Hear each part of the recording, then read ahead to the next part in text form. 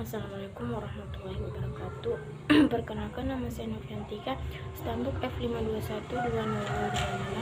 Di sini saya akan menceritakan pengalaman dari teman saya. Nah, teman saya ini kan mau pergi ke sekolah. Tiba-tiba kan posisinya itu habis hujan kan. Nah, sedangkan perjalanan mau pergi ke sekolahnya itu ada dua jalan. Yang pertama ada jalan lewat gerbang depan dan jalan lewat gerbang samping. Nah, setelah itu temanku berpikir mau jalan gerbang di samping, karena kan posisinya di situ gerbang di depan itu tergenang air, banyak air tergenang akibat hujan. Nah, setelah teman saya mau berangkat ke sekolah, dia mau pamitan sama tantenya. Nah, setelah dia mau pamitan, tantenya bertanya dia mau jalan kemana, jalan lewat depan atau samping.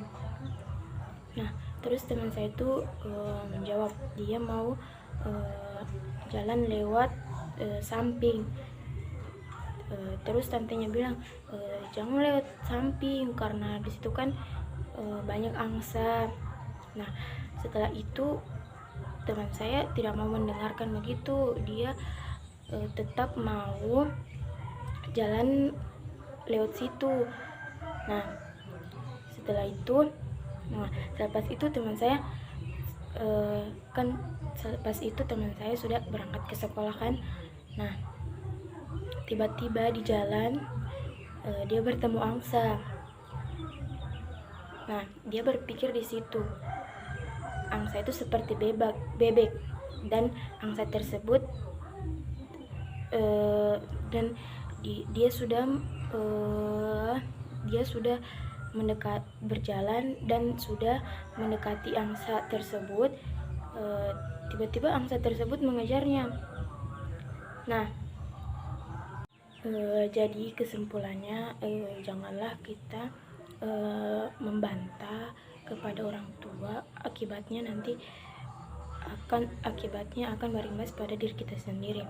Karena kan orang tua tersebut sudah melarang jangan lewat di situ, tetapi dia ngotot mau jalan di situ. Mungkin hanya itu yang bisa saya ceritakan. Kurang dan lebihnya mohon dimaafkan. Wassalamualaikum warahmatullahi wabarakatuh. Assalamualaikum warahmatullahi wabarakatuh. Perkenalkan, nama saya Gideon Namaleles Nusa, Stambuk F521200007, Prodi Sistem Informasi A. Kali ini saya akan menyampaikan keresahan saya melalui sebuah jokes. Teman-teman semua pasti pernah merasakan razia rambut, khususnya laki-laki ya, ketika masih duduk di bangku SD, SMP atau SMA. Hal ini menurut saya sudah menjadi budaya, karena dari SD pun saya sudah merasakannya. Kalau di perguruan tinggi mungkin sudah jarang ada razia rambut ini. Razia rambut ini sungguh sangat meresahkan bagi saya. Tolong kepada yang membuat peraturan ini, tidak usah lagi ada razia rambut. Tidak ada pengaruhnya dalam proses belajar mengajar. Yang ada malah botak rambut ini, teman-teman. Begitu. Tidak ada pengaruhnya dalam proses belajar mengajar. Sebenarnya razia rambut ini boleh saja ada. Saya sah-sah saja kalau yang razia rambut itu di training gitu, supaya pas dia cukur rambut, rambutnya kita rapi, bukan malah botak. Begitu teman-teman, itu keresahan saya, karena pas di razia rambut kita malah jadi botak. Begitu. Terima kasih, sekian dari saya. Assalamualaikum warahmatullahi wabarakatuh. Assalamualaikum warahmatullahi wabarakatuh. Perkenalkan, nama saya Muhammad Fajrin Sigit Aldi, Stanbook F521200031 dari Prodi Sistem Informasi.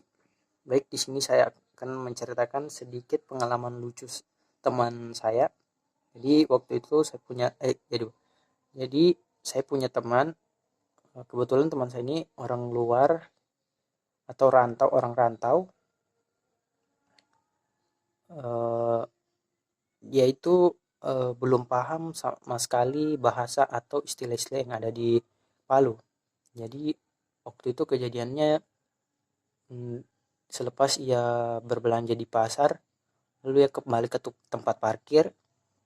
Di tempat parkir itu ada seorang tukang parkir. Nah, tukang parkir itu mengatakan, "Kak, sini saya bantu untuk mengeluarkan motornya." Nah, selepas itu dia bantu untuk mengeluarkan motornya. Tukang parkir bilang, "Kak, mundur kak." Dia mundur, terus lagi dibilang tukang parkirnya itu untuk mundur. Nah, pada waktu itu tukang parkir bilang hop. Kak, hop kak. Dia tidak, di situ dia mendengar tapi dia kurang paham hop itu apa. Nah, karena dia tidak mengerti, lalu dia tetap mundur saja sampai motornya itu mengenai menabrak sedikit motor yang ada di belakangnya, motor orang itu yang ada di belakangnya. Lalu si tukang parkir bertanya, "Kak, kita tidak dengar apa yang saya bilang tadi." Nah, teman saya menjawab, maaf Pak, saya tidak mendengar apa ya, saya tidak paham yang kita bilang tadi apa." Lalu si tukang parkir itu bilang, "Saya bilang hop." Baru bilang, "Hop itu apa?" Teman saya bertanya. Hop itu artinya berhenti atau stop. Selepas dari situ dia pulang dari tempat parkir itu, dari pasar, dia ketawa-ketawa sendiri. Dia, kok aneh ya, namanya saya hop. Baru dia berpikir, mungkin itu istilah yang ada di sini. Jadi sampai-sampai di Instastory-nya itu dia buat pengalaman selama dia ada di Palu. Dan salah satu contoh pengalamannya itu di Instastory-nya itu seperti ini. Inggris, stop. Indonesia, berhenti. Palu, hop.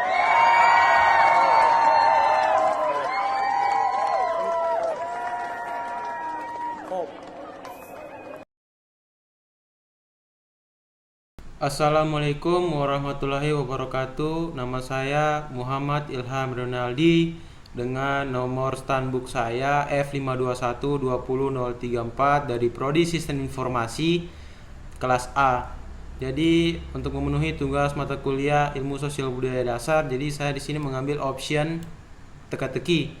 Jadi untuk mengilustrasikannya saya sudah menggambarkan sebuah objek. Nah, kita umpamakan di sini adalah sebuah siswa yang lagi baris berbaris. Nah, di barisan siswa yang vertikal ada 15 dan barisan horizontal juga ada 15, yaitu 5 jadi 15. Jadi di sini ada 2 orang siswa yang terlambat dan ingin masuk dalam barisan. Tapi barisannya tetap jumlah yang horizontalnya 15 dan vertikalnya juga 15. Bagaimana caranya? Langsung saja caranya begini. Di sini kita pindahkan ke sini, yang ini kita pindahkan ke sini, dan ini yang kita pindahkan ke sini, dan yang ini kita pindahkan ke sini. Nah, yang terlambat itu masuk ke tengah-tengah barisan. Nah, jadi barisannya tetap 15. Jadi kenapa 15? Di sini 6 ditambah 3 9 ditambah 6 15. Begitupun barisan yang horizontalnya. Barisan horizontalnya juga 15. Jadi kita berpikir dari sudut pandang yang berbeda dan berpikir di luar masalah yang terjadi dan tetap optimis bahwa masalah pasti ada jalan keluarnya. Sekian. Assalamualaikum warahmatullahi wabarakatuh. Perkenalkan, nama saya Firida Iskandar dari kelas Sistem Informasi dengan nomor stambuk F521200030. Di sini saya ingin bercerita. Cerita ini terjadi murni di dalam keluarga saya sendiri.